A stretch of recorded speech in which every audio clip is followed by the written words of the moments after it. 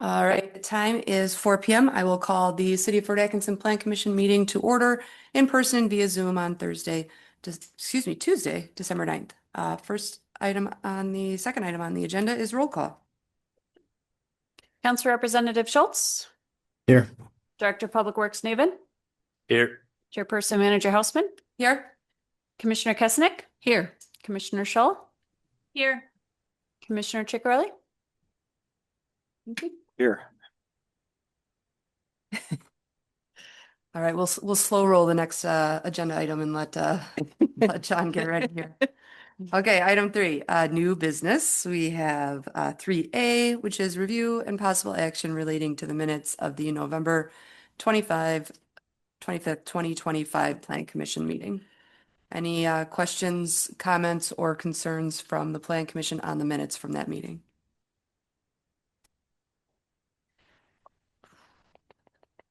If none, I approve the minutes of the November 25th, 2025 Plan Commission meeting.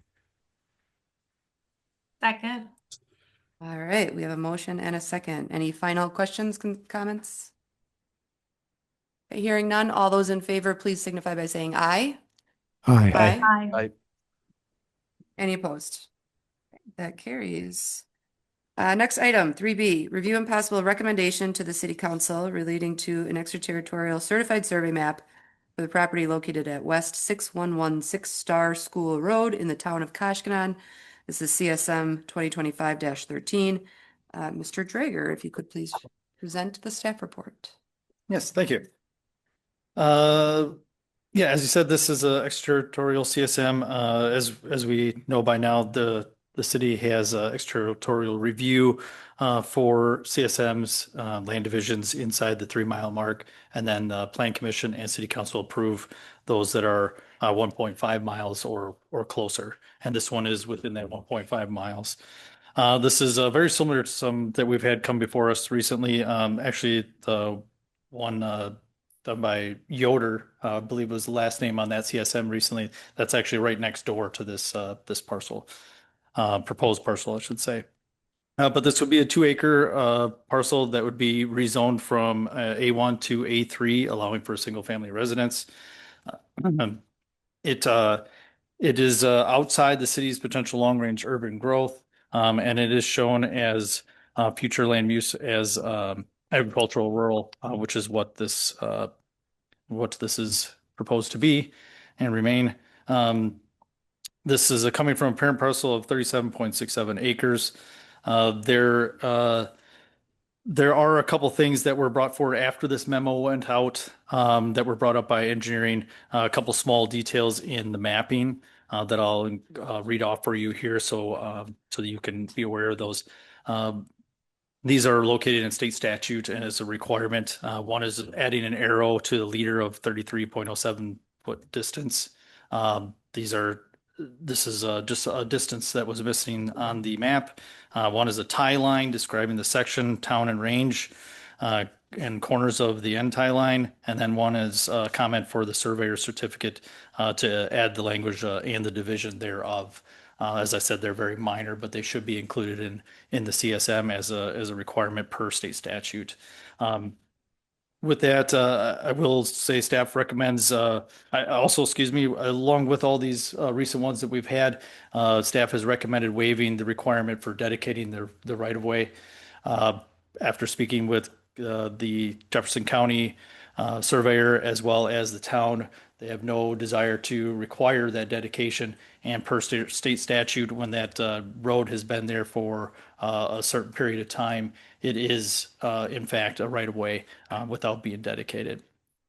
So with that, staff does recommend waiving the requirement of the road dedication and including those 3 edits per the engineer's comments. All right, thank you. Any questions for Mr. Drager on this staff report? Do we have any graphics to go along with this agenda item? Let's see if you can.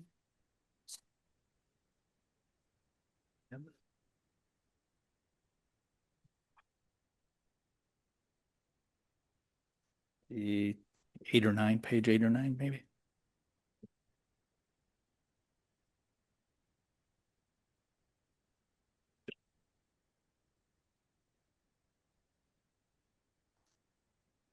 Thank you.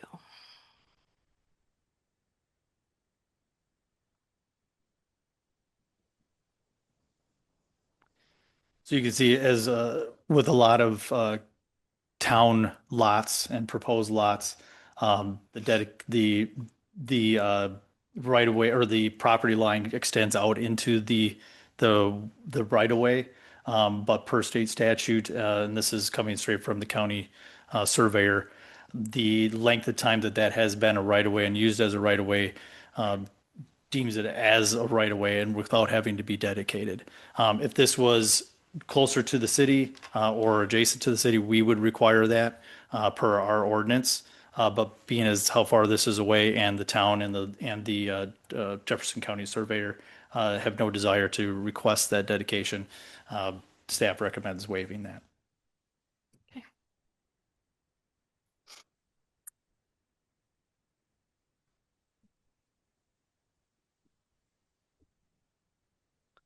And you said that this is outside of our urban growth area. Correct. Yeah.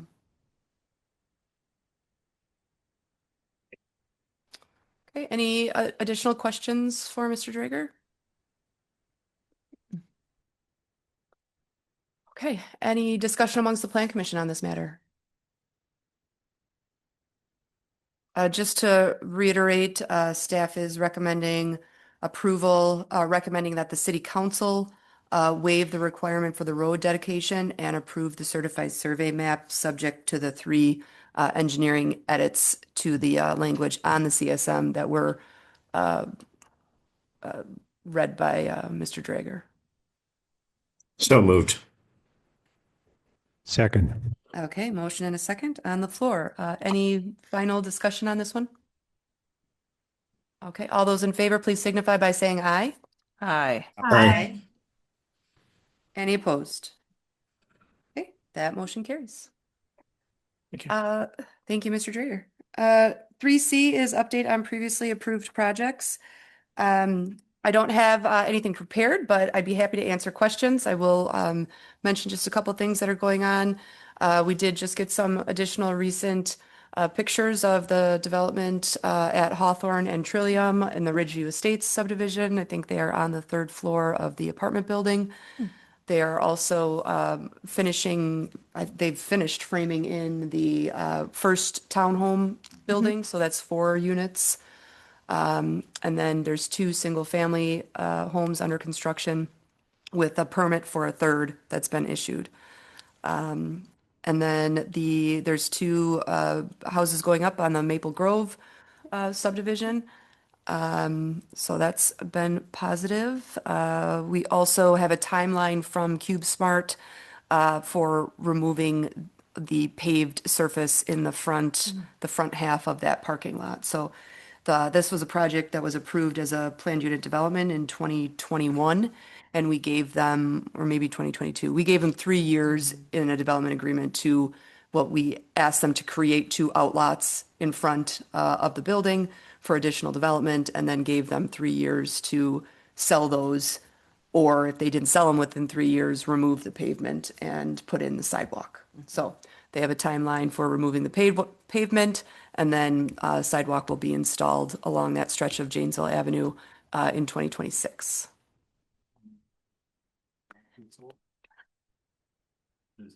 Does that mean that the outlots have not been sold?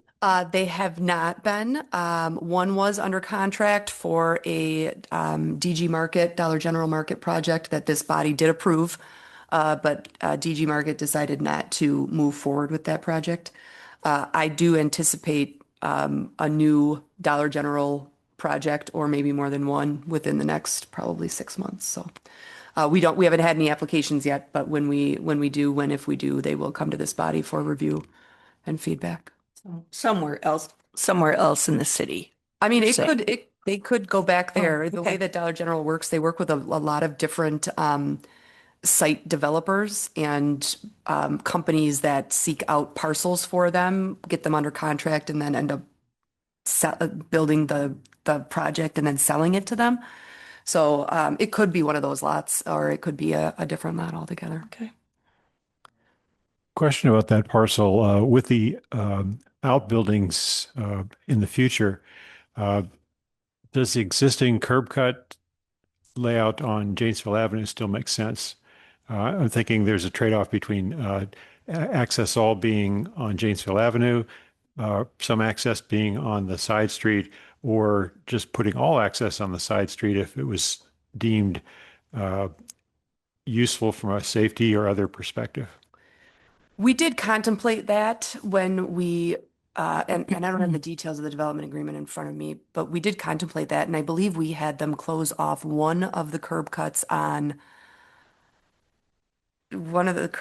Janesville and when it was shop code, there were, six curb cuts. So I believe we had them close off at least one, but Jed is walking with confidence to the microphone, so I feel like he's going to be able to answer this question. Yeah, so part of that development agreement, they are to close off the one, leave open the Janesville Avenue is to remain, and the other one is to be closed. That is part of what they'll be doing in the spring with the sidewalk installation. They're going to be removing the blacktop, and then when the weather turns more fair for concrete, they're going to be removing that, replacing the sidewalk in that section, and then installing the sidewalk along Janesville Avenue. I'd be curious to see the plan for the Janesville Avenue edge and the side street edge. I can make that available to you. Yeah, it's the plan for the Janesville Avenue would just simply be sidewalk along the existing right of way. The entrance that is currently there will remain with the curbing, which creates that throat length before you come onto Janesville Avenue. And then in order to enter those two lots, you would be up towards the north or the east portion of those properties. Okay. So that there isn't a queuing issue. Queuing is what I'm looking at. Also, the closely spaced driveways can be an issue, although it's not a busy use right now. Right. Right. Nothing like Shopko probably was. Right. And I think the proximity to Janesville Avenue from making on why am I having troubles with that street name? I am too. Highland. Highland, that's thank it. you. Thank you. Should know that one. With Highland, that was recommended to be closed. I'm not exactly sure the full details of that, but that is also close to a queuing issue coming in and out there with Janesville Avenue, and that's why that curbing was designed to be left in place. We had this discussion with the GG Market when they were having their site plan review. They were wanting to put their entrance into their property and remove part of that curbing, and that was part of that discussion, making sure that there was a queuing space that was left. Janesville Avenue is going to be transformed someday when there's money to do it. And I anticipate it'll be a 3-lane section with a center turn lane. So left turns in and left turns out in one movement or two movements will be easier with the center turn lane. So I think thinking going forward with any parcel that comes up for consideration along Janesville Avenue, it'd be good to think about how it might operate with a 3-lane Janesville Avenue cross section. Very fair, yeah. Yeah, that's a really great point. Any other questions about other projects? My two favorite, McGee's Chicken. Any news on that? Jed? No, I've been contacting the property owner. I do not foresee the McGee's Chicken moving forward Okay. as things stand right now. Okay. So I probably have asked this question before. Any permit that they've pulled, I assume that's expired at this point? By now they would have expired, yeah. So any improvements they were to be doing now would be without a permit, so they Okay. would need to acquire a new one. Okay. And the Blackhawk Hotel. All I know about that is he was doing some house cleaning with that, and as far as I know, there is no plan that we have seen for future development of that. So he got a dumpster permit but not a demo permit, correct? Yep. Okay. I was at least happy to see that some of the empty storefronts were decorated for the holidays. That was sort of nice to see. I know that wasn't on you guys, but still nice to see. And we are working on some vacant property registry things that hopefully will encourage folks to keep their buildings occupied. but there's a a long runway on those Yeah. things before they start to really be try to make people move, but move meaning, occupy their spaces. Mhm. So, but we are working internally on trying to come up with some ideas for support of the downtown businesses to try to continue to get those things full. And we have a good relationship with the chamber. Yeah. We work with them as well on those types of ideas. Just lighting the spaces with some placeholder lighting, any sort of thing to catch the pedestrian's eye, even if it means hanging a curtain, 5 feet in and putting something trivial and interesting in there. Yeah. Something to draw the walker one more property down the road. That's really how the psyche works. Mm-hmm. Yeah. Yeah. Yeah, and we've done that just actually, I mean, the chamber has done that, Yeah. but but the chamber has done that across Main Street here Yes. on a couple of those. Yeah. Those do look I really saw it in McGee's window, and the antique mall Mhm. have been decorated, which really, yeah, it just makes the downtown so much more attractive. Any other questions about project? I do. Looking forward to 2026 and beyond. I was wondering what the long range status of the two remediation parcels up north of 4th Street in the industrial fringe uh, are like. I know that, Lorman site. yes, and the adjacent site whose name I forget. Yeah, we're contracted with a consultant right now on a remediation plan there, which has been submitted. The draft plan has been submitted to the DNR for review, so we're waiting for that review to come back from DNR before we can take action on any of that. So And that does need to remain vacant until 2028. And the timeline for such remediation when it's approved to go forward, is it a year process, a 2-year process? It really depends. I don't anticipate that the city would do much remediation before 2028 because the level of remediation will depend on what's going there next. Right. So if we wouldn't want to develop or, remediate it, spend all the money to remediate it to, 50%, which would just allow an industrial use. If eventually it's a residential use and it needs to be remediated to the full extent. So we have identified what's out there, so we know what's out there. We don't have any grant funds left. Those have all been spent. So it is in our TID 10. So we are hopeful that whatever goes, if we can attract something to go there, then we can support those development efforts and those remediation efforts through the TID. So in terms of timeline, we're 2 years without action, 2028 remediation probably, Yep. and then TBD duration. Yep. Thanks. Yeah, no problem. Okay. Well, thank you, Jed. And if there's nothing else, I would entertain a motion to adjourn. So moved. Second. All those in favor, please signify by saying aye. Aye. Aye. We are adjourned at 4:19 p.m. Thank you, everybody. Thank you.